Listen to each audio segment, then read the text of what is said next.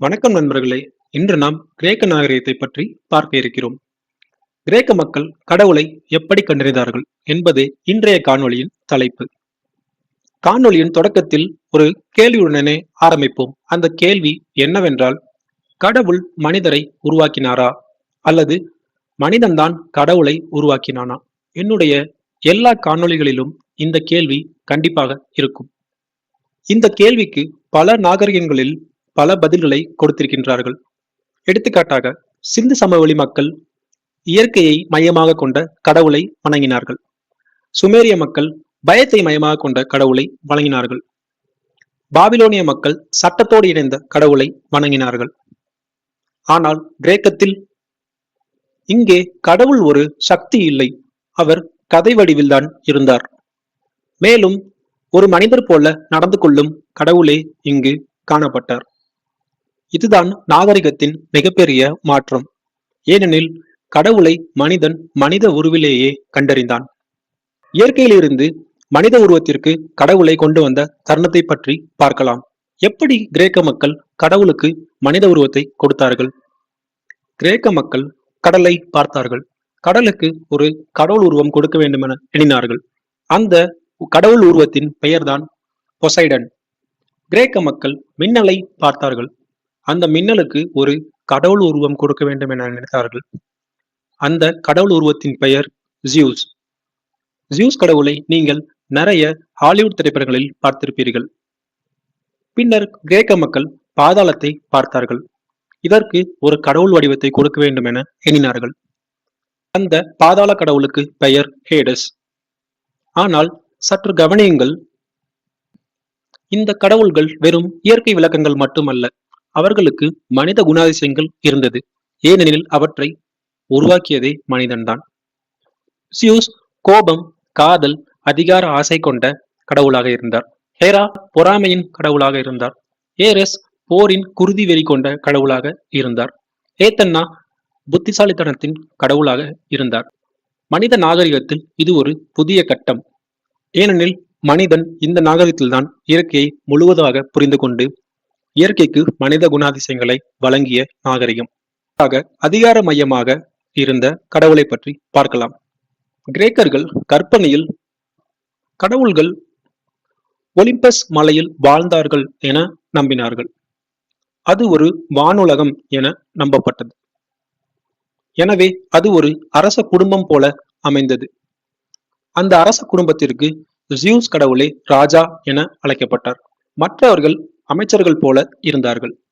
அதாவது மனித அரசியல் அமைப்பு கடவுள் உலகத்திலும் பிரதிபலித்தது. ஏன் தெரியுமா? அவற்றை உருவாக்கியதே மனிதன்தான்.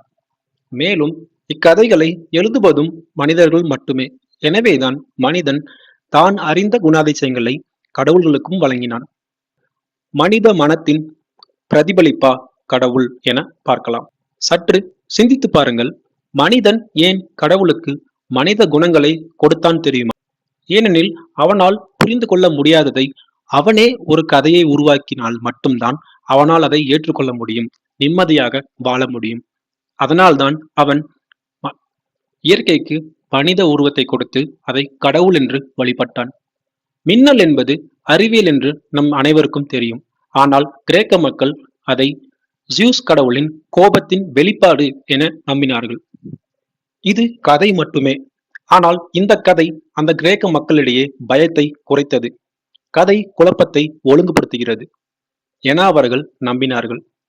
அதனால்தான் கிரேக்க மக்களிடையே மித்தாலஜி மிகப்பெரிய பங்கு வகித்தது. கிரேக்க புராணங்களின் ஆழத்தை பற்றி பகுதி பார்க்கலாம். புரோமெதீசியஸ் என்ற கடவுள் மனிதனுக்கு நெருப்பை கொடுத்ததாக அவர்கள் நம்புகிறார்கள். அந்த நெருப்பை அந்த கடவுளிடமிருந்து கிரேக்க மக்கள் பெற்றதால் ஜியூஸ் அவர்களை தண்டித்தார் எனவும் நம்பப்படுகிறது. இந்த கதைக்கு பின்னால் ஒரு சிறிய அர்த்தம் இருக்கிறது. மனிதன் அறிவை பெற்றதால் தான் இந்த அளவுக்கு கதைகளை அவனால் எழுத முடிந்தது. அந்த அறிவு அதிகாரத்திற்கு சவாலாக இருந்தது. இந்த கதை வெறும் புராணம் மட்டும்தானா, அல்லது ஒரு அரசியலின் ஓமையாக இருந்ததா? பண்டோரா பாக்ஸ் என்றால் மனித துன்பம் எங்கே இருந்து வந்தது என்பதை விளக்கும் ஒரு சிறிய கதையாகும்.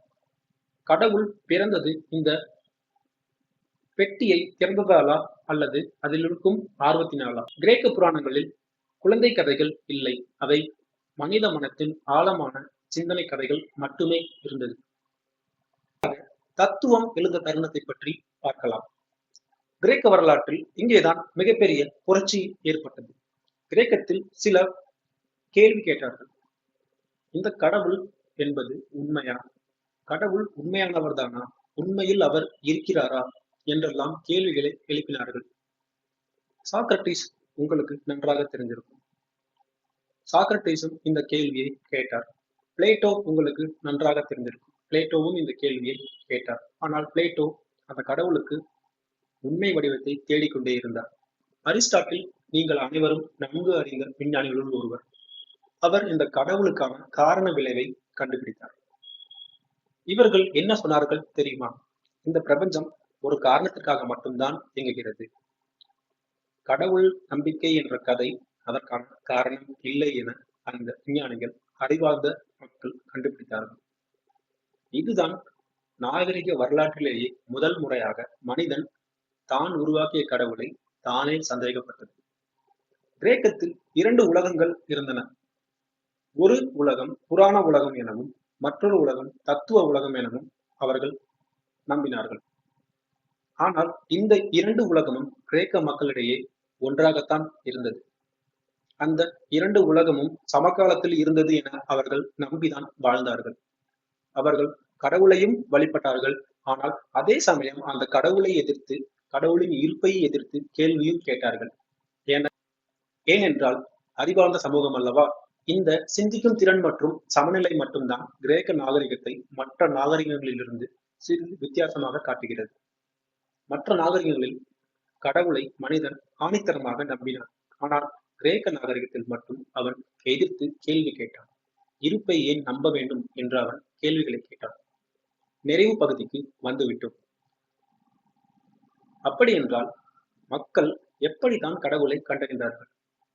இந்த கிரேக்க மக்கள் கடவுளை நம்பினார்கள், அதே சமயம் கேள்வியையும் கேட்டார்கள். பின்னர் அதற்கான விடையை கண்டுபிடித்தார்களா இல்லையா? அவர்கள் இயற்கையை மனிதராக்கினார்கள். மனிதனுக்கு கடவுளின் குணத்தை கொடுத்தார்கள். பின்னர் அந்த மனிதனை கடவுளாகவும் மாற்றினார்கள். பின்னர் அவர்கள் உருவாக்கிய அந்த மனித கடவுளையே அவர்கள் கேள்விக்குட்படுத்தினார்கள். இது ஒரு சுழற்சி முறை. பயம், கதை, மனித உருவாக்கம், தத்துவம், சந்தேகம், மீண்டும் பயம், கதை, மனித உருவாக்கம், தத்துவம், சந்தேகம். இதுதான் கிரேக்கத்தின் முழு பயணம். இதுதான் கிரேக்க மக்களின் கடவுள் நம்பிக்கையும் கூட. இப்பொழுது வாடிக்கையாளர்களான உங்களுக்கு ஒரு சிறிய கேள்வி. நீங்கள் நம்புகின்ற கடவுள் எங்கே இருக்கிறார்?